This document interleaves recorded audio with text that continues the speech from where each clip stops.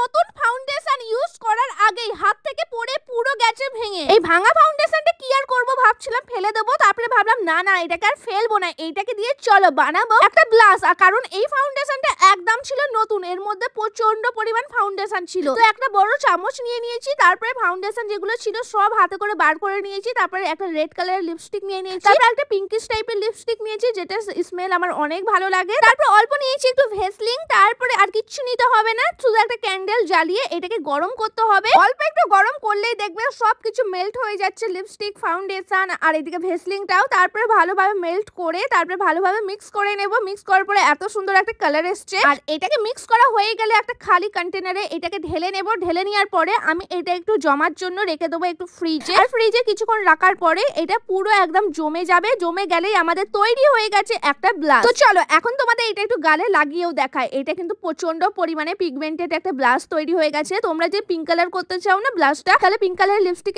দেবে এর মধ্যে যখন বানাবে। আমি রেডিশ করেছি তার জন্য একটু রেড কালারের লিপস্টিক দিয়েছিলাম। আর এখানে দেখো আমি অল্প পরিমাণে দিলে পুরো মুখে ব্লাশটা হয়ে যাচ্ছে, আমি একটু বেশিই দিয়েছিলাম। দেখো পুরো গালটা রেড হয়ে গেছে, লাগছে পুরো কাশ্মীরি মেয়েদের মতন গালটা। দেখো আর তোমরা জানো এটা কিন্তু একটা ওয়াটার প্রুফ ব্লাশ, কারণ এই দেখো এটা মুখে দেওয়ার পর আমি পানি দিয়ে অনেকবার মুখ ধুই কিন্তু তবু আমার গাল থেকে একটু ব্লাশটা সরে না। দেখো আমার তো পুরো কাশ্মীরি মেয়েদের মতন আমার মুখটা লাগছে, এত লাল লাল হয়ে গেছে। তো এবার থেকে তোমাদেরও ফাউন্ডেশন ভেঙে গেলে এরম ফেলবে না, তোমরা এরম ব্লাশ বানাতে পারো।